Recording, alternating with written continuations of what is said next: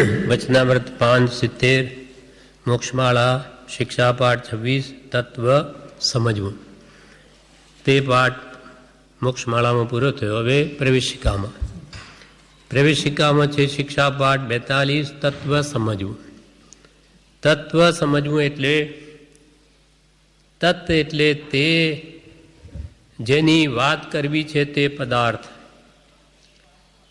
તત્વ એટલે તે જળ તત્વ છે કે આત્મતત્વ છે એ વિશેની જે વાત કરવી તે પદાર્થ, અને તત્વ એટલે તે પદાર્થનું સ્વરૂપ. તત્વ સમજવું. જે જડ કે ચેતન તત્વની વાત કરવી છે તે પદાર્થનું સ્વરૂપ સમજવું, તેનું નામ છે તત્વ સમજવું.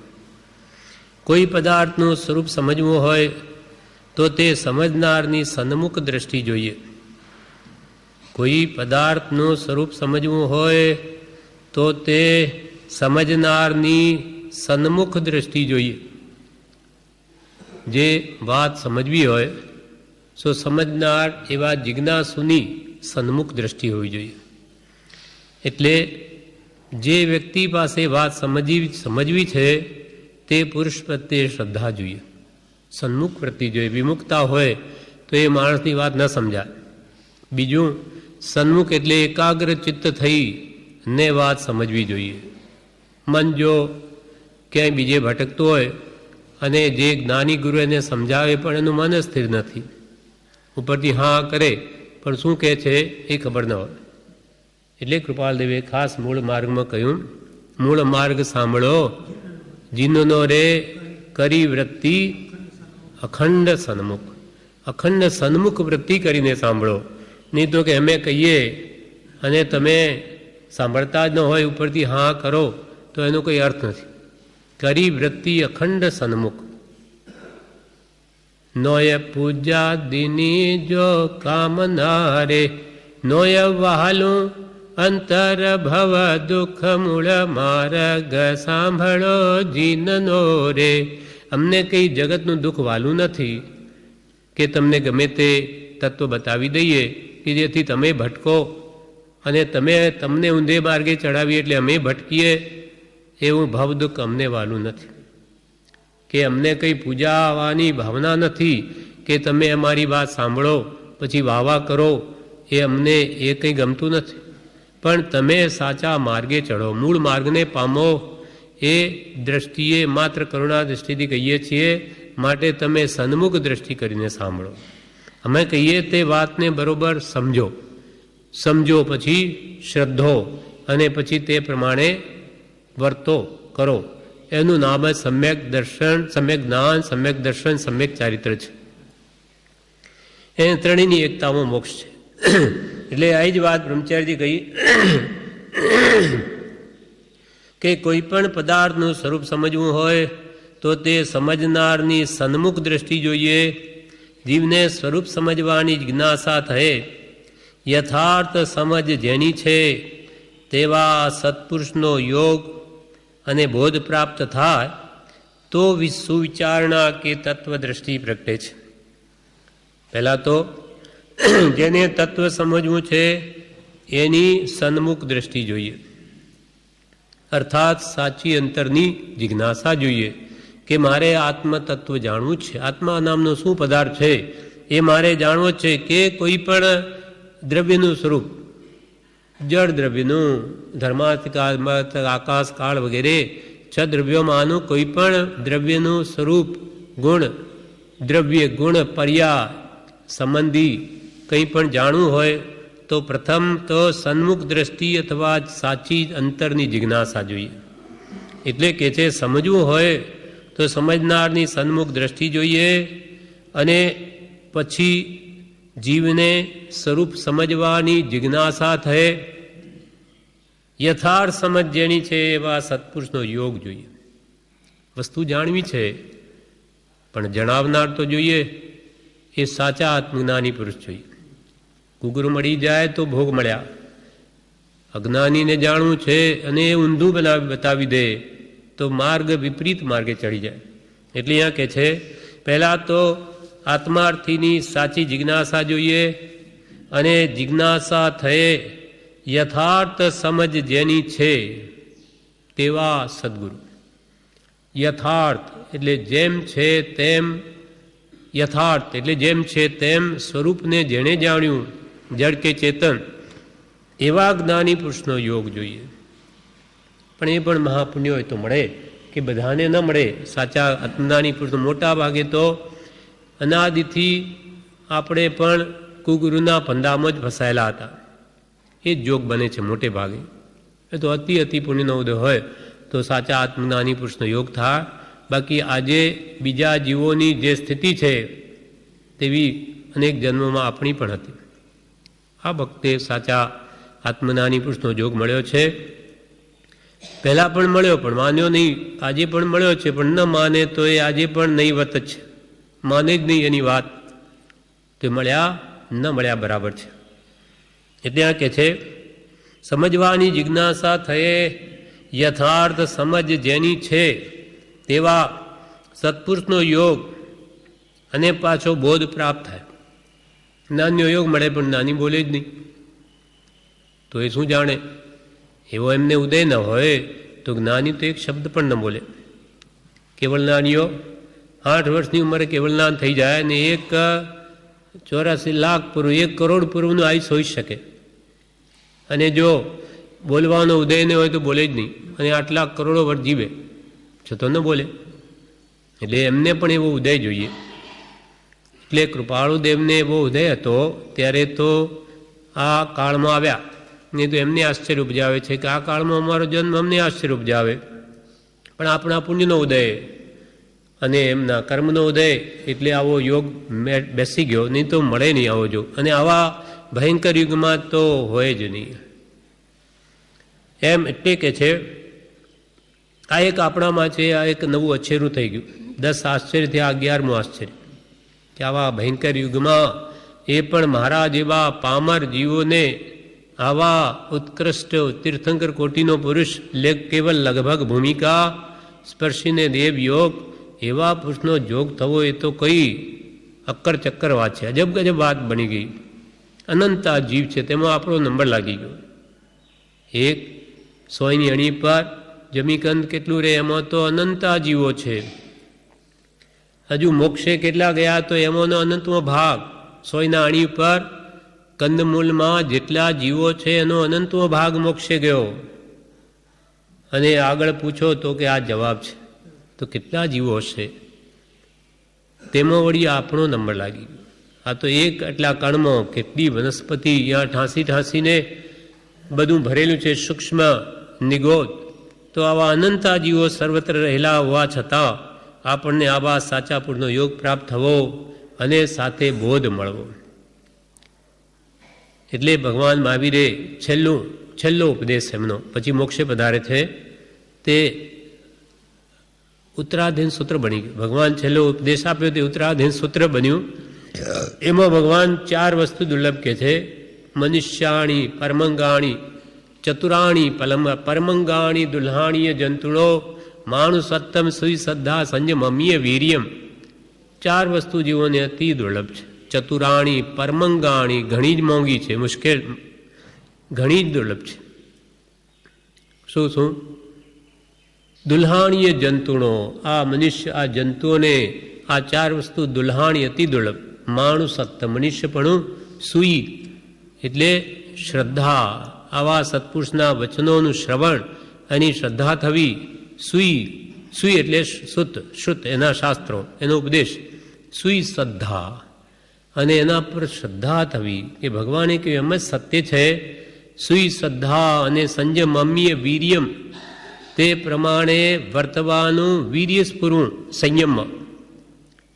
ત્યાગ વૈરાગ ઉપશમ ભક્તિ આવવી એકથી અતિ દુર્લભ છે.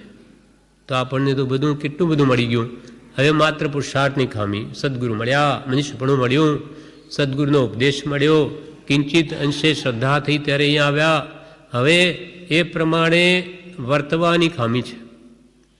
એક આ પાયો બાકી રહી ગયો, એ હોય તો કામ થઈ જાય.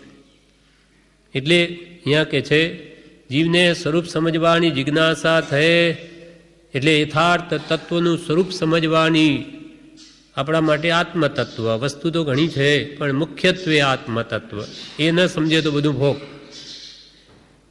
કેમ કે જેણે આત્મા જાણ્યો તેને સર્વ જાણ્યું, અને સર્વ જાણવાનું ફળ પણ એક આત્મા પ્રાપ્તિ છે. આત્માની પ્રાપ્તિ ઓળખાણ ન થાય તો બધું જાણેલું ભોગ. સબ જાણ્યો નહીં જાણ્યો નિજ રૂપ કો તો સબ જાણ્યો સો ફોક. જબ જાણ્યો નિજ રૂપ કો તબ જાણ્યો સબ લોક, પણ નહીં જાણ્યો નિજ રૂપ કો. પોતે કોણ છે? જે સ્વરૂપ સમજ્યા વિના નહીં જાણ્યો નિજ રૂપ કો તો સબ જાણ્યો સો ફોક. બધું ભોગ, બધું મિથ્યા થઈ જાય. માટે હવે તત્વ આત્મતત્વ સમજવાની જિજ્ઞાસા થયે યથાર્થ સમજ જેની છે એવા સત્પુરુષનો યોગ અને બોધ પ્રાપ્ત થાય તો સુવિચારણા કે તત્વદ્રષ્ટિ પ્રગટે. સદવિચારણા કે આત્મદ્રષ્ટિ ક્યારે પ્રગટે? નાની પુરુષનો યોગ હોય તો, અને એનો ઉપદેશ મળે તો, નહીં તો તત્વદ્રષ્ટિ ન પ્રગટે. પાલદેવે એકવાર ગાંધીજીને એમ કહેલું કે અમને ચારે બાજુથી કોઈ બરછીઓ ભોંકે તો સહન થાય. ચારે બાજુથી બરછીઓ ભોંકે, આપણને એક સોય પણ ઇન્જેક્શનની નડે, કપાલ કે બરછીઓ ભોંકે છરાઓ તો પણ સહન થાય. પણ આ કુગુરુઓ જીવોને લૂંટી રહ્યા છે, એ બરછી અમારાથી સહન થતી નથી. બિચારા ભોળાભાળા જીવો આત્માર્થી મોક્ષ પામવાના ઈચ્છુક આ કુગુરુના ફંદામાં ફસાઈ જઈ અને એમના ભવો ભવ બગાડી નાખે છે. માનવ દેહ મહા મુશ્કેલી મળે અને તેમાં વળી આવા મળી જવાથી કેવી દુર્દશા થાય. એટલે કે આવી ભયંકર સ્થિતિ જે બિચારા બાળા ભોળવા જીવોની થાય છે એ સહન થતું નથી. એટલે આવા કુગુરુ નહીં પણ સદગુરુનો યોગ મળવો, એનો બોધ પ્રાપ્ત થવો તો કે છે તેને સુવિચારણા કે તત્વદ્રષ્ટિ પ્રગટે છે. શ્રીમદ રાજચંદ્રે શ્રી આત્મસિદ્ધિમાં નીચે પ્રમાણે ગાયું છે. એટલે સાચો આત્મજ્ઞાની હોય તે શું કરે? તે આત્મજ્ઞાની ને જ મુનિ, આત્મજ્ઞાની ને જ ગુરુ ગણે. આત્મજ્ઞાન ત્યાં મુનિપણું તે સાચા ગુરુ હોય, બાકી કુલગુરુ કલ્પના આત્માર્થી નહીં જોએ. આત્માર્થી હોય તે તો પોતાના કુલગુરુને જ ગુરુ ન કહે, પણ આત્મજ્ઞાનીને ગુરુ કહે. અને આત્મજ્ઞાન છે ત્યાં મુનિપણું છે, તે સાચા ગુરુ હોય, બાકી કુલગુરુ કલ્પના આત્માર્થી નહીં જોએ. અને એવા સાચા જિજ્ઞાસુ આત્માર્થી તે શું કરે? પ્રત્યેક સદગુરુ પ્રાપ્તિનો ગણે, પરમ ઉપકાર ત્રણેય યોગ એકત્વથી વર્તે આજ્ઞાધાર. પ્રત્યક્ષ સદગુરુ પ્રાપ્તિનો આપણે પ્રત્યક્ષ યોગની ખામી છે સાક્ષાત, પણ આપણે ગમે તેને કંઈ ગુરુ માની ન લેવાય. દેહધારી તો ઘણા છે, પાછા ગુરુએ કહેવાય, પણ આત્મજ્ઞાન ન હોય એવા ગુરુ ચાલે નહીં. એટલે કૃપાળુ દેવની મુદ્રાને, એના વચનોને, સ્યાત મુદ્રા જેવી એમની હતી તેને આપણે પ્રત્યક્ષ માની, જે ભગવાન તીર્થંકરોની મૂર્તિને પ્રત્યક્ષ માનીએ છીએ તેમ એ કૃપાળુદેવને પ્રત્યક્ષ માની, એના વચનોને પણ સાક્ષાત માની. કેમ કે જ્યારે હતા ત્યારે આ જ ઉપદેશ આપતા હતા, ને એ જ ઉપદેશ આમાં લખાયેલો, કંઈ બીજો નથી. એટલે એને પણ પ્રત્યક્ષ માની. ત્રણેય યોગ એકત્વથી વર્તે આજ્ઞાધાર.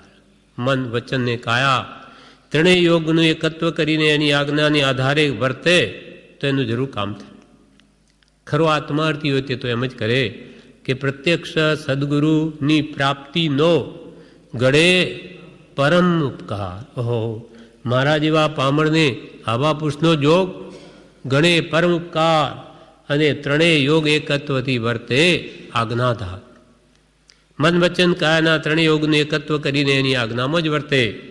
કેમ કે આવા અવસર બેર બેર નહીં આવે. અનંત કાળે આ જોગ મળ્યો છે, કંઈ વારંવાર નથી મળતા. હવે એવા જીવ જો એક સત્પુરુષને પોતાના સર્વસ્વ માની અગ્નિ આજ્ઞા ઉપાસે તો શું પ્રાપ્તિ કરે? તે આત્મસિદ્ધિમાં જ કહે છે. કષાયની ઉપશાંતતા માત્ર મોક્ષય અભિલાષ, ભવે ખેદ પ્રાણી દયા ત્યાં આત્માર્થ નિવાસ. આત્માર્થીના લક્ષણ સત્પુરુષના બોધના શ્રવણથી એના કષાય ઉપશાંત થઈ જાય. ક્રોધમાન માલોભાદી મંદ થાય અને માત્ર મોક્ષ અભિલાષ, માત્ર મોક્ષ પ્રાપ્તિની જ ઈચ્છા રહે, બીજી બધી ઈચ્છાઓ ઘટતી જાય. ભવે ખેદ સંસાર પ્રત્યે વૈરાગ્ય આવે, અનાસક્ત ભાવ થાય કે આ દુઃખનું મૂળ જ સંસાર છે. અને પ્રાણી દયા, પ્રત્યેક નાના મોટા સર્વજીવ પ્રત્યે અંતરથી દયા પ્રગટે. આ પ્રાણીઓની દયા પછી અંતર દયા આવે. ત્યાં આત્માર્થ નિવાસ, ત્યાં ખરેખર આત્માર્થનો નિવાસ છે, એટલે તે જ ખરો આત્માર્થી જીવ છે. અને એવી દશા ન હોય તો, કશાયની ઉપશાંતતા ન હોય, માત્ર મોક્ષ અભિલાષ ન હોય, સંસાર પ્રત્યે વિરક્ત ભાવ ન હોય અને પ્રાણી માત્ર પર દયા ન હોય તો શું થાય? દશા ન એવી જ્યાં સુધી જીવ લહે નહીં જોગ, મોક્ષ માર્ગ પામે નહીં મટે ન અંતર રોગ. એવી જો દશા કશાયની ઉપશાંતાવાળી ન થાય તો એને જ્ઞાનીનો જોગ ન થાય, અને જોગ થયો હોય તો એ નહીં થયા બરાબર છે. કેમ કે એના કશાયો ઘટ્યા નહીં, એનો ઉપદેશ સાંભળ્યો નહીં, સાંભળ્યો તો આચર્યો નહીં, તેની આજ્ઞાએ વર્ત્યો નહીં, એટલે એને કશાય ઘટ્યા જ નહીં. દશાને એવી જ્યાં સુધી જીવ લહે નહીં જોગ, મોક્ષ માર્ગ પામે નહીં મટે ન અંતર રોગ. અંતરનો રોગ મિથ્યાત્વ, આત્મભ્રાંતિ સમ રોગ નહીં, એનો મટે નહીં. એનાદિકાળનો જૂનો રોગ છે, એ જાય જ નહીં. કેમ કે એના કશાયો ઘટ્યા નહીં, મુક્તિ મેળવવાની ઈચ્છા થઈ નહીં, સંસાર સુખરૂપ ભાસ્યો, વૈરાગ્ય આવ્યો નહીં, અને દયા ધર્મ પરિણમ્યો નહીં. માટે એને એનો અંતરોગ મટે નહીં, મોક્ષ માર્ગ પણ પામે નહીં. અને આવે જ્યાં એવી દશા સદગુરુ બોધ સુહાય, તે બોધે સુવિચારણા ત્યાં પ્રગટે સુખદાય. અને એવી જ્યાં દશા આવે કશાયથી ઉપશાંતા વગેરે, તો સદગુરુનો બોધ એને ગમે, સુહાય. મંદ કશાયને ભગવાનના વચનો પ્રિય લાગે, પણ વિષયની જેની દ્વાર છે તેને શીતળ એવું આત્મસુખ આત્મતત્વ ક્યાંથી પ્રતીતિમાલ. કૃપાલ શુક્લ અંતઃકરણ વિના મારા વચનને કોણ દાદ આપશે? નિર્મળ અંતઃકરણ ન હોય તો એને વચનો ગમે નહીં. એને જેને મંદ કશાયો થયો એને પછી આ વાત બહુ રૂચે. આવે જ્યાં વિદસા સદગુરુ બોધ સુહાય, અને તે બોધે, આવા સત્પુરુષના બોધે એને સુવિચારણા પ્રગટે, ત્યાં પ્રગટે સુખદા. સુખને દેવાવાળી એવી સુખદાયી આત્મવિચારણા પ્રગટે. જ્યાં પ્રગટે સુવિચારણા ત્યાં પ્રગટે નિજ જ્ઞાન, જે જ્ઞાને ક્ષય મોહ થઈ પામે પદ નિર્વાણ. આવી સુંદર વિચારણા, આત્મવિચારણા સત્પુરુષના બોધે જો પ્રગટી તો ત્યાં પ્રગટે નિજ જ્ઞાન. પોતાના સ્વરૂપનું ભાન થઈ જાય, આત્માનું સાક્ષાત જ્ઞાન થઈ જાય, અને જે જ્ઞાને ક્ષય મોહથી પામે પદ નિર્વાણ. જે જ્ઞાને, જે આત્મજ્ઞાન વડે એનો મોહ શેષ રહેલો પણ ક્ષય થઈને નિર્વાણ પદને પામે, મોક્ષને પામે. નિર્વાણ એટલે મોક્ષ. જ્યાં પ્રગટે સુવિચારણા ત્યાં પ્રગટે નિજ જ્ઞાન. કેમ કે વિચાર વિના જ્ઞાન થાય નહીં. અને વૈરાગ્ય, ત્યાગ વૈરાગ ન ચિત્તમાં થાય ન તેને જ્ઞાન. એટલે આવા સત્પુરુષના ઉપદેશ બોધ વડે એના વિષય કસાય મંદ પડી સુવિચાર દશા ઉત્પન્ન થાય, કશાયો ઘટે, માત્ર મોક્ષ વિલાસ થાય, ભવે ખેદ થાય, અને પ્રાણી દયા આવે ત્યારે એને સુખદાયક એવી આત્મવિચારણા પ્રગટે. અને જ્યાં પ્રગટે સુવિચારણા ત્યાં પ્રગટે નિજ જ્ઞાન. અનાદિકાળમાં ન થયું પોતાના આત્માનું જ્ઞાન, તે સત્પુરુષના બોધે પ્રગટે. પણ સાચા સત્પુરુષ હોય તો, કહેવાતા નહીં, લે ભાગવું નહીં. સાચા આત્મજ્ઞાની પુરુષ હોય તો એના બોધે સુવિચાર દશા પ્રગટે, અને એના ફળમાં એને આત્મજ્ઞાન થાય. જે જ્ઞાને ક્ષય મોહથી પામે પદ નિર્વાણ. મોહ પહેલા દર્શન મોહ જાય, અજ્ઞાન જાય, ને પછી ચારિત્ર મોહ પણ નાશ પામે. તે જ્ઞાન, જે જ્ઞાને ક્ષય મોહ થઈ, મોહ દર્શન મોહ, ચારિત્ર મોહ, મોહની કર્મના બે ભેદ. પછી ચારિત્ર મોહ પણ ક્ષય થઈને પામે પદ નિર્વાણ, મોક્ષ પદને પામે, શાશ્વત સુખ શાંતિને પામે. ક્યારે? પ્રથમ તો સદગુરુનો યોગ હોય, એના ઉપદેશ જે આપે એ વડે તત્વનું સ્વરૂપ સમજે, આત્માનું સ્વરૂપ સમજે, જડાદિ શરીરાદિ જળનું સ્વરૂપ સમજે, એ પછી ભેદ પાડે તો એનું ફળ સમ્યક જ્ઞાન આવે, અને સમ્યક જ્ઞાન એને સમ્યક ચારિત્રને પણ નષ્ટ કરીને મોક્ષ આપે. એટલે અહીંયા કહે છે તત્વ સમજવું, મૂળમાં તત્વ સમજવું, ભગવાનનું શું કહેવું છે એ સમજવું. મોક્ષ માર્ગમાં પ્રયોજનભૂત જે તત્વો છે તેનો નિર્ણય કરી તેની શ્રદ્ધા સદગુરુ યોગે જીવને થાય તો તે સમ્યક દર્શન કે આત્મજ્ઞાનની પ્રાપ્તિ મનાય છે.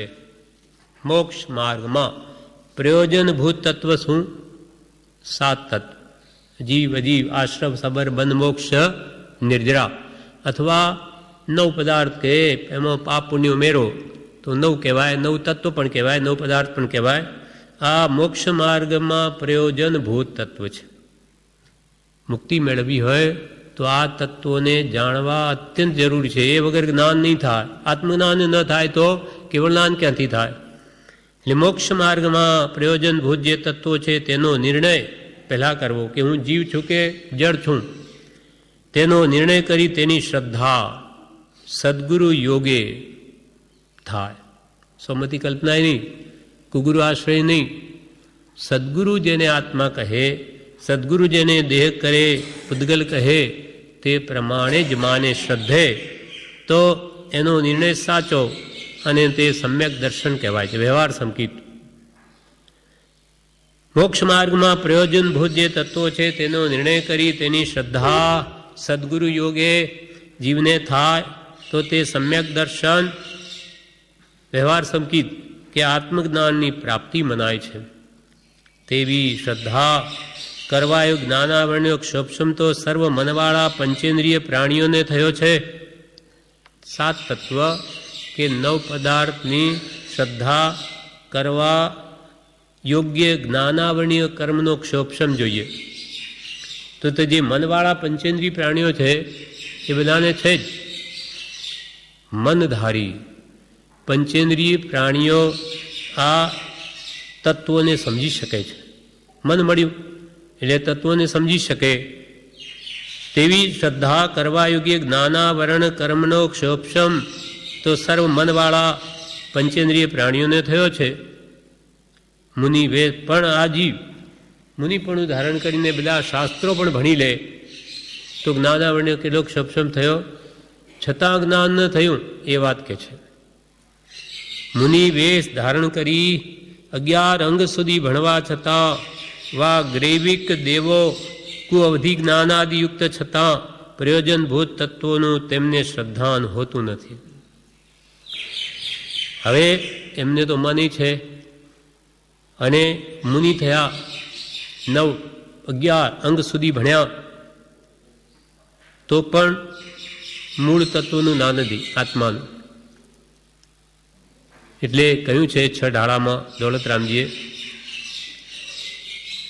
મુનિવ્રત ધાર અનંતવાર ગ્રૈવેક ઉપજાયો. મુનિવ્રત ધાર અનંતવાર ગ્રૈવેક ઉપજાયો. પે નિજ આત્મજ્ઞાન બિના સુખ લેશન પાયો. પે નિજ આત્મજ્ઞાન બિના સુખ લેશન પાયો. મુનિવ્રત ધારણ કરીને અનંતવાર આજીવ ગ્રેવિકમાં ઉત્પન્ન થયો. 12 દેવલોકની ઉપર 9 ગ્રેવિક છે. ગ્રેવા અહીંયા આવેલા જે પુરુષાકારી લોક છે ત્યાં સુધી દેવલોક, પછી અહીંયા ગ્રીવાના સ્થાને 9 ગ્રેવિક છે, એક પછી એક વિમાન છે. કેટલું પુણ્ય વધ્યો ત્યાં જાય. પછી ત્યાર પછી 5 અનુત્તરની સિદ્ધિ સિદ્ધ થયેલા છે મોક્ષ સ્થાન. તો મુનિવ્રત ધારણ કરી અને અનંતવાર ગ્રેવિકમાં ગયો.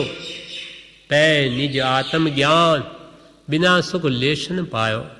પણ આત્મજ્ઞાન વગર ખરું આત્માનું સુખ લેશ માત પણ ન પામ્યો. એટલે કે છે 11 અંગ ભણવા છતાં વા ગ્રૈવિક દેવો કુઅવધિ જ્ઞાનથી યુક્ત હોવા છતાં પ્રયોજનભૂત તત્વોનું તેમને શ્રદ્ધાન જ હોતું નથી. બધાને જેવું નથી, કોઈક હોઈ શકે પણ મોટે ભાગે એમ જ છે. તથા જનાવરોને ક્ષોભક્ષમ થોડો હોવા છતાં પણ પ્રયોજનભૂત જીવાદિ તત્વોનું શ્રદ્ધાન સંભવે છે. ભલે કોક હોય પણ તેમને સંભવે તો ખરા. અહીંયા કહેવાનો આશય શું છે હવે જનાવરોને તો ક્ષોભસમ શું છે? નહીવત. વિવેક બુદ્ધિ નથી છતાં પણ એમને સમર્પિત થાય છે. વિશેષે વિચાર ન કરી શકે, પણ હું આ શરીરથી ભિન્ન છું એવો ભાવ એમને પણ ભાસી શકે છે. એમનો ક્ષોભસમ બહુ થોડો. અહીંયા કહેવાનો આશય શું છે કે આટલા બધા શાસ્ત્રો ભણે ને જ્ઞાનાવરણી કર્મનો ક્ષોભસમ કરે છતાં જ્ઞાન પામે નહીં, અને જનાવરો પામી જાય એનું શું કારણ? અને જનાવરોનો ક્ષોભસમ થોડો હોવા છતાં પણ પ્રયોજનભૂત જીવાદિ તત્વોનું શ્રદ્ધાન સંભવે છે. જેમ કે પાર્શ્વનાથ ભગવાનનો જીવ, મરુભૂતિ અને કમઠ બે ભાઈ હતા. તે બે મરુભૂતિ આ પાર્શ્વનાથ ભગવાનનો જ્યાંથી શરૂઆત થાય છે હવે ઊંચી આવવાની, પછી ત્યાંથી ગણ્યા છે ભાવ. બે ભાઈ છે, રાજા અરવિંદ છે, તે આ બધા ત્યાં છે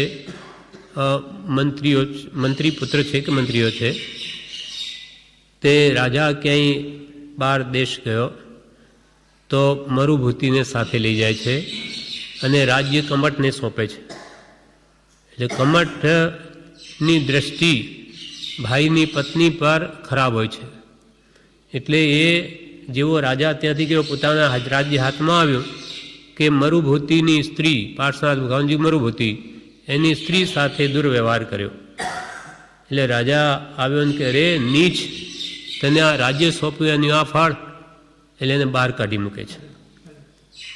હવે પેલો કમઠ કે આ મરુભૂતિ જ મને બહાર કઢાવે. હવે તે એવા કામ કર્યા એટલે રાજાએ તને બહાર કાઢ્યો, પણ એને દ્વેષ રાખે છે મરુભૂતિ ઉપર. મરુભૂતિ પાર્શ્વનાથ ભગવાનજી બહુ જ સરળ છે, ભદ્રિક છે. એટલે મારો ભાઈ હવે બહાર ગયો, એને ત્યાં જ એને દીક્ષા લઈ લીધી, તાપસી. તો કે જુઓ એને દીક્ષા લીધી, હું એને નમવા જઈશ. તો રાજા કહે તું જા માં, દુષ્ટ ન તજે દુષ્ટાઈ. એ દુષ્ટ છે એની પાસે તું નહીં જા. તો મારો ભાઈ છે, હું એને નમસ્કાર કરવા જાઉં. પેલો ત્યાં શીલા હાથમાં ઉપાડીને બેઠો છે, ધૂણી તપે છે.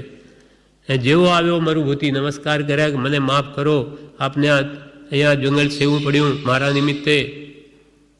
હવે એના નિમિત્તે કંઈ નહોતું, છતાં એવો સરળ પણ એવું કહ્યું કે પેલો શીલા આખી નાખી દીધી માથે, ભાઈની માથે. તત્કાલ પાર્શ્વનાથ ભગવાનજી મરુભૂતિનો ત્યાં દેહાંત થાય છે અને આ ધ્યાનથી મરીને હાથીના ભમો જાય છે.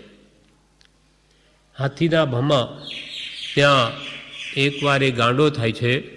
ત્યાં રાજા જે આ ભમા હતા તે દીક્ષા લઈ લે છે, અરવિંદ રાજા.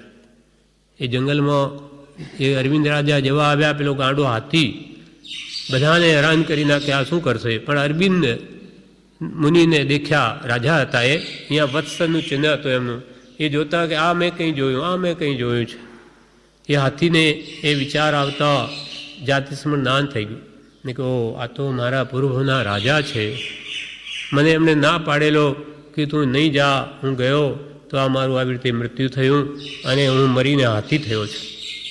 પછી અરવિંદ રાજા જ્ઞાની પુરુષ થયા છે, ઉપદેશ આપે છે, ત્યાં બુঝે છે. ત્યાં પછી ત્યાંથી 12 વ્રત અંગીકાર કરે છે.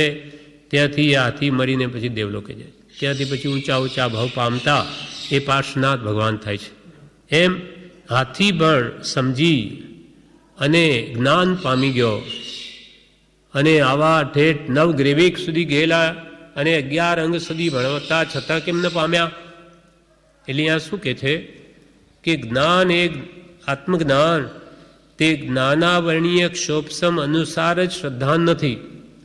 કે ભાઈ જેનું જ્ઞાનાવર્ણીનો ક્ષોભસમ થાય એને આત્મજ્ઞાન થાય જેવું નથી. જ્ઞાન તો ઘણું ભણે ઘણા જણા, એથી જ્ઞાનાવરણ કર્મનો ક્ષોભસમ થાય, પણ મિથ્યાત્વ મોડું ન પાડવું નહીં પડે. એ દર્શન મોહનો વિષય છે. એ જ્ઞાન બળે જો પોતાની મિથ્યા માન્યતાઓને છોડે તો જ એ દર્શન મોહ મોડો પડી મિથ્યાત્વ અને સમ્યક જ્ઞાન થાય.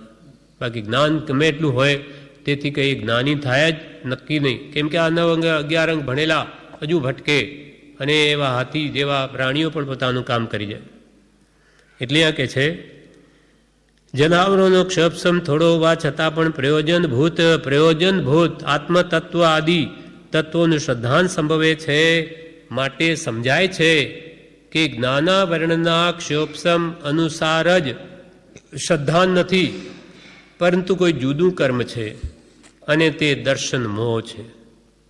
તેના ઉદયથી જીવાદી તત્વોનું વિપરીત શ્રદ્ધાન થાય છે. મોહ, દર્શન મોહ ને ચારિત્ર મોહ, મિથ્યાત્વના કારણે એ મિથ્યા માન્યતા શ્રદ્ધાન થાય છે. પછી જ્ઞાનાવરણી ગમે એટલું હોય તેથી કે મિથ્યાત્વ જાય જેવું નથી, ઉડતું ગાઢ પણ થઈ જાય. મેં તો બહુ જાણ્યું, એનો અહંકાર કરે તો ઉડતું મિથ્યાત્વ વધે. સમજીને જ્ઞાનના બળે વિપરીત માન્યતાઓને ટાળે તો જ એનું સમ્યક જ્ઞાન થાય. વિપરીત શ્રદ્ધાને લઈને ભક્તિ કરે, પૂજા કરે, કીર્તન કરે, તે બધું યથાર્થ સમજણ કે માન્યતા વિના રૂઢિ પ્રમાણે યંત્રવત થયા કરે છે. યંત્રવત પૂજા કરી આવે, આપણે સમય થયો પૂજા કરી આવે. શા માટે કરી? એ કરવાનું ફળ શું? ભગવાનનો શું ઉપદેશ? ભગવાન તો કે રાગદ્વેષ ઘટાડો, કશાય ઘટાડો, એ તરફ તો લક્ષ્ય જ ન હોય અને પોતાને ધર્માત્મા માને ભગવાનની પૂજા કરીએ છીએ. પણ જીવનમાં બીજું વર્તન શું કરો છો? તો કે જેમ જૂઠ બોલીએ છીએ, ઠગીએ છીએ, વેપાર છે, તો જેમ કરવું પડે, તો ભગવાનની પૂજા કરવાનો અર્થ શું? એટલે જ્ઞાનીઓ કે મૂર્ખસ્ય પ્રતિમા પૂજા, એ મૂર્ખ છે કે ભગવાનની પૂજા કરીને માને કે મેં તો ભગવાનની પૂજા કરી. શું કર્યું તે? તું ઉડતા ભગવાનને લજાવે છે. પીળી ટીલી માથામાં લગાડી અને આવા ખોટા કામ કરે તે લોકો શું જાણે? આ પીળી ટીલીવાળાનો વિશ્વાસ નહીં કરો. આ કે ખાલી નામ ભગત છે બધા, અને કર્મ તો એના ગમે તે પાપ કરતા વિચાર નથી આવતો. એટલે પૂજા ખોટી નથી, પણ સાના ઉદ્દેશ્ય ભગવાને એ પૂજા ઉપદેશી કે નિમિત્તે એના બોધ તરફ લક્ષ થાય. એના મન વચન કાયની ચેષ્ટામાં એને શું એ કેવી રીતે પ્રવર્તાવ્યા, એ લક્ષ્ય હોય તો એ યથાર્થ પૂજા છે. બાકી તો માત્ર માની લે કે હું ધર્મ કરું છું, એ પૂજા નથી, પણ માત્ર અભિમાન છે. એટલે આ કહે છે વિપરીત શ્રદ્ધાને લઈને ભક્તિ કરે, તેમાં આપણે ભક્તિ કરીએ પણ આપણા કર્મને સુધારીએ જીવનમાં. જેમ કરતા હોય તો ખોટા કર્મ કરતા જ રહીએ તો એ ભક્તિ શાની? તમે શું ભક્તિ કરો? એમ નહીં તો આપણું વિપરીત વર્તન તે આપણા ગુરુને કલંક લગાવે કે આ બધા એવા છે, એના ગુરુ એવા જ હશે, ત્યારે આવા ધંધા કરે. કામ કરી આપણે ખોટા, કલંક લાગે ગુરુને. માટે આપણે અનુયાયી કહેવડાવતા હોઈએ કૃપાળદેવના કે ભગવાન મહાવીરના, તો આપણું વર્તન શુદ્ધ જોઈએ, સુધરવો જોઈએ. વિપરીત શ્રદ્ધાને લઈને ભક્તિ કરે, પૂજા કરે, કીર્તન કરે, તે બધું યથાર્થ સમજણ કે માન્યતા વિના રૂઢિ પ્રમાણે યંત્ર થયા કરે. મશીન કેમ ચાલ્યા કરે?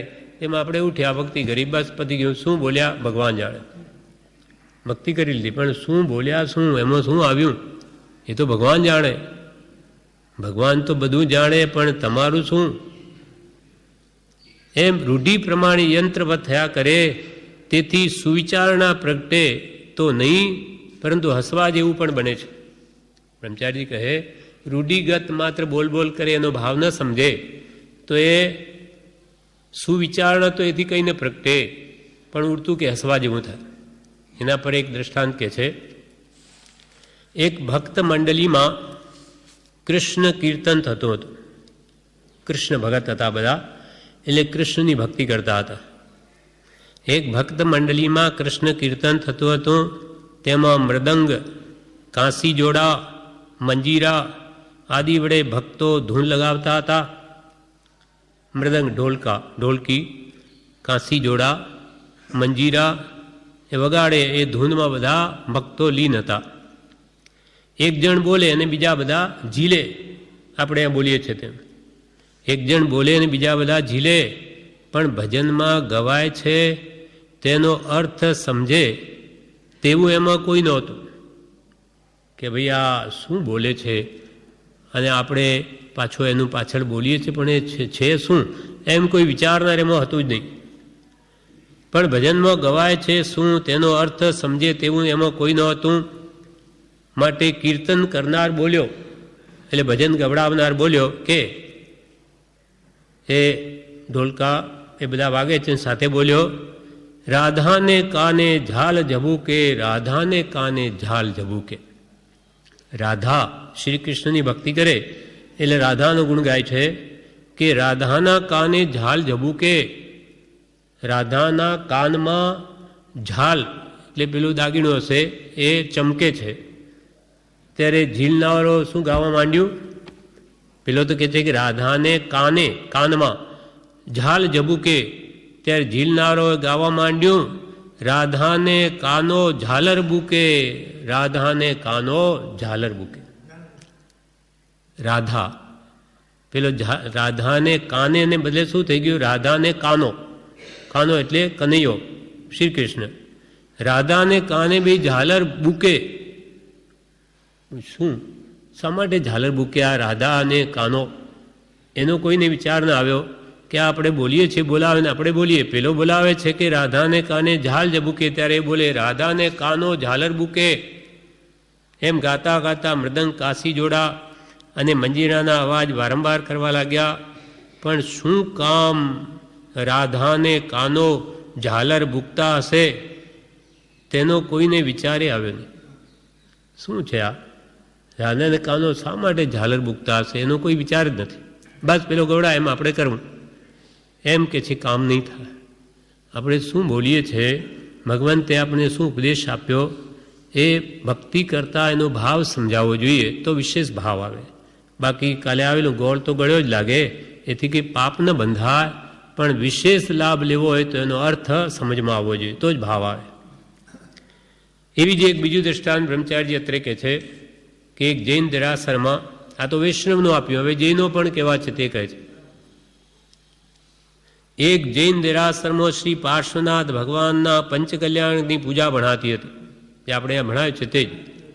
તેમાં આવ્યું, સોના રૂપા કે સોગઠે સૈયા ખેલત બાજી, હા હા રે સૈયા ખેલત બાજી, ઇન્દ્રાણી મુખ દેખ કે હરિ હોત હે રાજી, હા હા રે હરિ હોત હે રાજી. આ વાત ત્યાં પૂજામાં જે ગવાઈ, આ વખતે એક વૈષ્ણવ ત્યાં હાજર બેઠો હતો. તેને એમ થયું કે શ્રી પાર્શ્વનાથ ભગવાનને પણ ઇન્દ્રાણીનું મુખ જોઈને વિકાર થયો. તેથી તેણે પાસે બેઠેલાને પૂછ્યું કે આવું તમારા વૈરાગ્યવાળા ધર્મમાં પણ એવું હોય છે? પણ તે ભાઈ કંઈ ઉત્તર આપી શક્યો નહીં. અસલ ભાવ શું છે કે સોના રૂપા કે સોગઠે સૈયા ખેલતબાજી. ભગવાન પાર્શ્વનાથ જ્યારે રાજા છે, એની રાણી પ્રભાવતી છે, મહેલમાં બેઠા છે, બધું ઉદ્યાધીન વર્તન છે એમનું. તો બે જણા ચોપટ રમે છે, સોના ને રૂપાના ચોકઠા છે. હા હા રે સૈયા ખેલતબાજી. ત્યાં ઇન્દ્રને ઇન્દ્રાણી હાજર છે. એ ભગવાનનું મુખ જોઈને રાજી થાય છે કે ભગવાનનું કેવું મુખ છે. એમ ઇન્દ્રાણી મુખ દેખતે હરિ. હરિ એટલે ઇન્દ્ર, હરિ એટલે ભગવાન નહીં, પણ વૈષ્ણવને તો હરિ એટલે ભગવાન. તો કે ઇન્દ્રાણી મુખ દેખતે હરિ હોતે રાજી, કે આ ઇન્દ્રાણીનું મુખ દેખીને હરિ એટલે ભગવાન રાજી થાય. એટલે ભગવાનને મોહ થયો ઇન્દ્રાણીનું મુખ જોઈને. તમારા વૈરાગવાળા ધર્મો કે આવું હોય છે? પણ પેલો જૈન પણ કંઈ સમજતો નથી કે છે શું આ. એટલે એ પણ કંઈ જવાબ ન આપ્યો કે ભાઈ એ તો હોય નહીં કે ભગવાન કંઈ ઇન્દ્રાણીનું મુખ જોઈને કદી એ રાજી ન થા. કંઈ કંઈ નહીં બોલી શકે. એટલે જૈનોને ખબર નથી. એટલે ભુલાભાઈ એક વાર વાત કરેલી, હમણાં જ ફરી વાત કરેલી, કે એક જૈન હતો, મેં એને પૂછ્યું કે આપણો મોક્ષ ક્યારે થયો કે નહીં, મોક્ષ. ત્યારે પેલો જૈન શું કહે કે ભાઈ એ તો હવે થયો હોય તોય શું ખબર પડે, મોક્ષ આપણો થયો હોય તો શું ખબર પડે. હવે કે આવા કે નામ ધારી જૈન, એને આપણો મોક્ષ થઈ ગયો તો શું ખબર પડે. એટલે મોક્ષ શું એ ખબર નથી. એમ કે છે સોના રૂપા કે સોગઠે સૈયા ખેલત બાજી, હા હારે સૈયા ખેલત બાજી, ઇન્દ્રાણી મુખ દેખ કે હરિ હોત હે રાજી. હરિ એટલે ભગવાન હોતે રાજી નહીં, હરિ એટલે ઇન્દ્ર. ઇન્દ્રાણી ને હરિ બે ભગવાનનું મુખ જોઈને રાજી થાય છે. હા હા રે હરિ હોત હે રાજી. આ વખતે એક વૈષ્ણવ ત્યાં હાજર હતો. તેને એમ થયું કે શ્રી પાર્શ્વનાથ ભગવાનને પણ ઇન્દ્રાણીનું મુખ જોઈને વિકાર થયો. તેથી તેણે પાસે બેઠેલા જૈનને પૂછ્યું કે આવું તમારા વૈરાગ્યવાળા ધર્મમાં પણ હોય છે? પણ તે ભાઈ કંઈ ઉત્તર આપી શક્યો નહીં. આવું સમજણ વગર ગાયા કરવાથી થાય છે. આવું સમજણ વગર ગાયા કરવાથી થાય છે. પોતાને ન સમજાતું હોય તો બીજાને પૂછીને પણ નિર્ણય કરવો જોઈએ. આમ વિચારવાનને તો થાય. સમજ્યા વગર ભજનથી જે ભાવ પ્રગટાવવાના છે તે કેમ પ્રગટે? સમજ્યા વગર ભજનથી જે ભાવ પ્રગટાવવાના છે તે કેમ પ્રગટે? ભાવ જ ન સમજાય તો એના પ્રત્યે આપણો ઉત્સાહ કેમ આવે? સમજ્યા વગર ભજનથી જે ભાવ પ્રગટાવવાના છે તે કેમ પ્રગટે? માટે કહે છે કે તત્વ સમજવું. અને જે તત્વ સમજે તો એની દૃષ્ટિ આખી જુદી જ થઈ જાય. એના વિશે યશો વિજયજી મહારાજ નાની પુરુષ થઈ ગયા, એમના અષ્ટક લખ્યા છે દરેક વિષય ઉપર 8-8 ગાથાઓ. તો અહીંયા તત્વદ્રષ્ટિ ઉપર એમને અષ્ટક લખ્યા. તે 8 ગાથાઓ બ્રહ્મચારીજી આ પાઠમાં ટાંકી છે કે તત્વદ્રષ્ટિવાળો જીવ, જેને તત્વ સમજાયું છે તેની દ્રષ્ટિ કેવી હોય તે અહીંયા બતાવે છે. ચર્મ ચક્ષુ રૂપ જોઈને મોહ કરે રૂપ માય, અરૂપી આત્મા જોગ રહે તત્વદ્રષ્ટિ છે ત્યાં.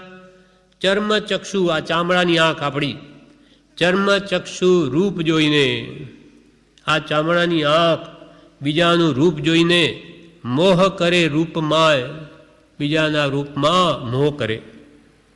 ચર્મ ચક્ષુ રૂપ જોઈને મોહ કરે રૂપમાય. પણ તત્વદ્રષ્ટિ જીવો તે શું કરે? અરૂપી આત્મા જોગ રહે તત્વદ્રષ્ટિ છે ત્યાં.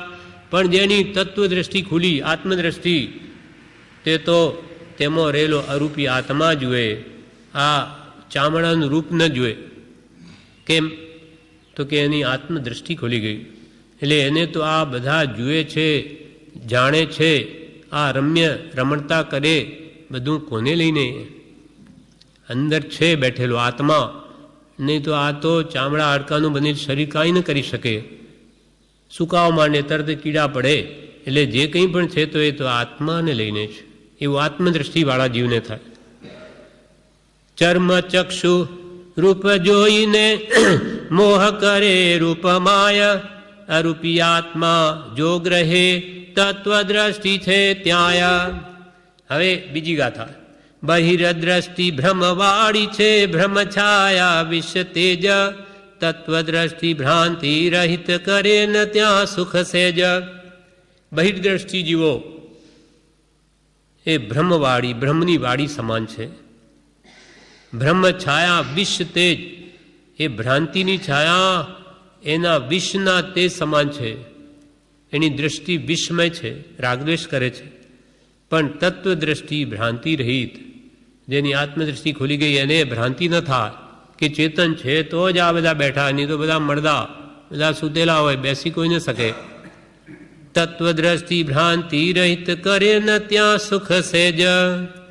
એટલે તત્વદ્રષ્ટિવાળો જીવ તો આવી રીતે ભ્રાંતિ રૂપી સુખ સહેજમાં સૈયામાં સુવે નહીં, એ તો સદા જાગ્રત રહે. નગર બાગ આદિ દીઠે બાય, નગર બાગ આદિ દીઠે બાય દ્રષ્ટિથી મોહ, તત્વદ્રષ્ટિથી જે દીઠે વૈરાગ્ય અંતર રોહ. નગર બાગ આદિ દીઠે બાય દ્રષ્ટિથી મોહ. મુંબઈ જવા જાય, દિલ્હી જોવા જાય, શું જુએ ત્યાં? પ્રભુ શ્રી શું કે પ્રભુ ત્યાં શું જુઓ? માટી પાણીને ઢેફા છે શું? બધું કે પૂતગલ ને પૂતગલ એનું રૂપાંતર કરી ઉપરથી માય ભરી ભંકાર કે ઉપર રંગ દિયા અને તેને પછી કે આ કેટલું સુંદર, શું બને એમ કરીને મોહ કરો છો. એટલે કે છે નગર બાગ આદિ દીઠે બાહ્ય દ્રષ્ટિથી મોહ, બહિર્મુખ દ્રષ્ટિ અજ્ઞાનીની આપણી છે. એટલે આપણે નગર જોવા જોઈએ કે બાગ જોવા જોઈએ, પણ તત્વ દ્રષ્ટિ જેની છે એ બગીચામાં શું જુએ? એક આચાર્ય ભગવંતનું દૃષ્ટાંત છે. એ વિહાર કરીને જતા હતા, શિષ્યો સાથે છે. દૂરથી દેખાયું કે એક સુંદર બાગ બગીચો દેખાઈ રહ્યો છે, સુંદર આગળ આવે છે. એટલે કે આ બધા શિષ્યોને મોહ થશે કે આ કેટલા સુંદર ફૂલ છે. એટલે પહેલાંથી જ આચાર્ય કહ્યું કે આ બગીચાના જીવો બિચારા કેટલા દુઃખી છે. એને તડકો, એને ઠંડી, એને કાપે, બિચારા બધું સહન કરે. ક્યાં જાય? આખો દિવસ તડકામાં એને ઊભા રહેવાનું. આપણે થોડા પણ ઊભા રહીએ દુઃખ થાય તો એ બિચારા જીવો પરાધીન અવસ્થામાં ક્યાં જાય? એટલે આ બધા જીવો પીડિત છે, દુઃખી છે. જે વાસ્તવિક સ્થિતિ જીવોની એ ગુરુએ શિષ્યના ધ્યાનમાં લાવી. એટલે શિષ્યોને પણ વિરક્ત ભાવ થયો કે ઓહો, આ જીવો દ્રષ્ટિ ફરી ગઈ. પહેલાં તો કે આ સુંદર કેવો બાગ બગીચા, અને હવે કે શું સુંદર બિચારા જીવો કેટલા દુઃખી, એને જોઈને શું રાજી થાઉં?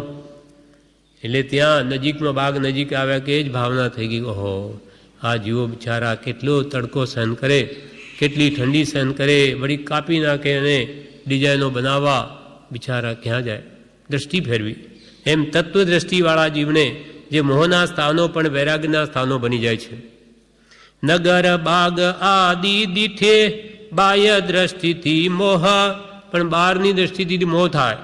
અતત્વ દ્રષ્ટિથી દે તે દીઠે વૈરાગ્ય અંતર રોહા, વૈરાગનો રાહ પકડે તત્વદ્રષ્ટિ જીવો તો. બાહ્ય દ્રષ્ટિને સુંદરી અમૃતમય દેખાય, તત્વદ્રષ્ટિએ હાડકાં મળજળ ખાણ જણાય. બાહ્ય દ્રષ્ટિથી સુંદરી અમૃતમય દેખાય, સુંદર રૂપધારી એવી કોઈ સ્ત્રી, અને બાહ્ય મોહવાળો જીવ તેને અમૃતરૂપ ભાસે. પણ તત્વદ્રષ્ટિવાળો આત્મા તો હાડકાં જુએ કે મળમૂત્રની ખાણ જુએ. ખાણ મૂત્રને, મળની રોગ જરાને નિવાસનું ધામ જુએ. કૃપાલ દેજો. તત્વદ્રષ્ટિએ હાડકાં, મળ જળ, જળ એટલે મૂત્ર, તે ખાણ જણાય. પણ બાહ્ય દ્રષ્ટિને સુંદરી ભાવ ઉપરનું રૂપ દેખાય. બાહ્ય દ્રષ્ટિને સુંદરી અમૃતમય દેખાયા, તત્વદ્રષ્ટિએ હાડકાં મળ જળ ખાણ જણાયા. બાહ્ય દ્રષ્ટિ દેખે સુચિ શરીર સુંદર તેજ, કૃમિમય સ્વાનાદિક ભખે તત્વદ્રષ્ટિ મન લેજ. બાહ્ય દ્રષ્ટિથી દેખે શુચિ પવિત્ર, કે આ તો શરીર પવિત્ર છે, એને નવડાવે ને પછી માને કે જાણે પવિત્ર થઈ ગયા. ગંગાજલમાં સ્નાન, ઓ મહાપવિત્ર થઈ ગયા. નાનીઓ કે આ સપ્ત દુર્ગંધમય ધાતુ, ગંગાજળ તો શું આખા સમુદ્રમાં નવડાવી દે તો પવિત્ર નહીં થાય. કેમ કે એને કણે કણમાં સપ્ત દુર્ગંધમય ધાતુઓ છે, કેવી રીતે પવિત્ર થઈ શકે? એટલે પણ બાહ્ય દ્રષ્ટિ જીવને તો એ સૂચિ ભાસે, પવિત્ર. અને શરીર સુંદર તેજ, શરીર કેવું સુંદર છે, એનું તેજ કેવું. પણ નાનીઓને તો કૃમિનો કોથળો ભાસે. અંદર શું ભરેલા? કૃમિઓ, કીડાઓ. કૃમિમય સ્વાનાદિક ભખે, કૂતરાઓ આદિ તો એને શરીરને જોઈને ભખે, કાં તો ભખે કે ભક્ષે, એ શરીરને ખાઈ જાય. અથવા કૂતરાઓ પાછળ ભખે, બોલે, ભસે, એને એના પ્રત્યે મોહ નથી થતો. એમ તત્વદ્રષ્ટિ મન લે. તત્વજ્ઞાનીની દ્રષ્ટિ તો એમ જ છે કે આ કૃમિકુશનો કોથળો છે, કૂતરાઓ જેને ભખે એવા શરીરમાં શું મોહ કરવો? પણ બાહ્ય દ્રષ્ટિ અજ્ઞાની જીવ અજ્ઞાન વશ એમાં પવિત્રતા માને. બાહ્ય દ્રષ્ટિ દેખે સુચિ શરીર સુંદર તેજ, કૃમિમય સ્વાનાદિક ભખે તત્વદ્રષ્ટિ મન લેજ. માટે હે ભાવ્યો, તમે પણ તત્વદ્રષ્ટિને ગ્રહણ કરો તો તમારું કલ્યાણ થાય. રાજભવન આશ્ચર્ય રૂપ બાહ્ય દ્રષ્ટિને હોય, ગજ ઘોડાના વન સમૂહ તત્વદ્રષ્ટિ તો જોય. રાજભવન, રાજમહેલ જુએ રાજાઓના, જયપુર કે મૈસૂર કે બેંગ્લોર, જ્યાં રાજમહેલ જોઈને આશ્ચર્ય, હા શું બનાવ્યું છે. રાજભવન આશ્ચર્યરૂપ બાહ્ય દ્રષ્ટિને હોય, બહિર્દ્રષ્ટિ જીવોને તેમાં આશ્ચર્ય ભાસે. જે પણ પ્રભુ શું કે માટી પાણીના ઢેફા છે, શું માટી પાણીના ઢેફા પથરા ઈંટો ભેગી કરી અને એના ઉપર પ્લાસ્ટર મારી રૂપ કલર મારી દીધો, અંદરમાં તો આ ભરેલું. તેમ શરીરના અંદર સપ્ત દુર્ગંધમય ધાતુ ભરી અને ઉપર આ ચામડીનું પ્લાસ્ટર મારી દીધું અને કલરની જેમ રંગબેરંગી કપડાં પહેરાવે એના ઉપર પાછા. અંદર જોવું ન ગમે એવું શરીર દુર્ગંધમય, અપવિત્ર તેમજ અસુંદર. નગ્ન માણસનું શરીર સુંદર ન ભાસે, ખાડા ટેકરાવાળું, એટલે એને કપડાં પહેરાવા. સુંદરતા કૃત્રિમ બતાવે અને જેમ જીવો મોહ કેમ પામે એવું કરે. પણ જ્ઞાની જાણે છે કે આ બધી જે કપટ છે. બ્રહ્મચારીજી કે કપટ વધારતા, આ કપટ વધારે, ખરેખર એવું છે નહીં એવું બતાવે. રાજભવન આશ્ચર્ય રૂપ બાહ્ય દ્રષ્ટિને હોય. બાહ્ય દ્રષ્ટિ જીવને તો રાજભવન રાજમહેલ વગેરે આશ્ચર્યરૂપ ભાસે, પણ નાનીની દ્રષ્ટિ તો શું કે છે, ગજ ઘોડાના વન સમૂહ તત્વ દ્રષ્ટિથી જોય. તેમાં ઘોડા હોય, હાથી હોય, બધું હોય, પણ એ તો જંગલ જેવું છે. હાથીને ઘોડા ક્યાં રહે જંગલમાં, તેમાં એ જંગલ જ છે, એમાં શું વિશેષ છે. ગજ ઘોડાને વન સમૂહ તત્વ દ્રષ્ટિ તો જોય. હાથી ઘોડા જંગલમાં ફરતા હોય તેમ અહીંયા આવીને વસ્યા, એટલે એ એના જેવું જ છે. કેસલોચ કે મલિન તન ડીલે દેખી રાખ, મહંત બાહ્ય દ્રષ્ટિ ગણે તત્વજ્ઞાન ગુરુ શાખ. કેસલોચ કરે માથામાં, શરીર નાયની કદી મેલું રાખે, ડીલે દેખી રાખ, ડીલ ઉપર શરીર ઉપર રાખ લગાડે કપાળમાં, એ મહંત બાહ્ય દ્રષ્ટિ ગણે. બહાર દ્રષ્ટિ લોકો એને મહાન ગણે, મહંત ગણે. આ તો ભાઈ મોટા સાધુ પુરુષ છે, જુઓ કેટલી જટા રાખી, બાળ કપાવે નહીં, નાય નહીં, અને વળી જો રાખોડી લગાડે, આ તો મહાન સાધુ છે. એમ બહિદ્રષ્ટિ લોકો એમ માને. કેસ લોચ કે મલિન તન ડીલે દેખી રાખ, મહંત બાહ્ય દ્રષ્ટિ ગણે તત્વજ્ઞાન ગુરુ શાખ. પણ તત્વજ્ઞાનીને તો ગુરુની સાક્ષી છે કે આ બધું મહાત્મા પુરુષો આવી રીતે બાહ્ય આડંબર કરે જ નહીં. એ તો સહજ સ્વભાવની દશામાં હોય. આ બનાવટી પણ એ સાધુના લક્ષણ નથી.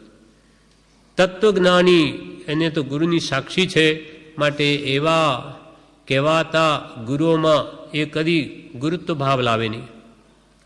હવે 8મી ગાથામાં કહે છે વિશ્વવિજયજી, કરુણામી દ્રષ્ટિ ભર્યા તત્વદ્રષ્ટિ જગમાહી, પરોપકારાર્થે જીવે કરે વિકારન ક્યાંય.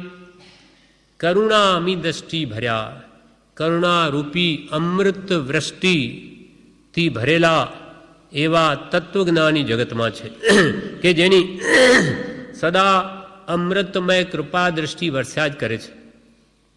કરુણા અમી વૃષ્ટિ ભર્યા તત્વદ્રષ્ટિ જગમાયા, પરોપકારાર્થે જીવે.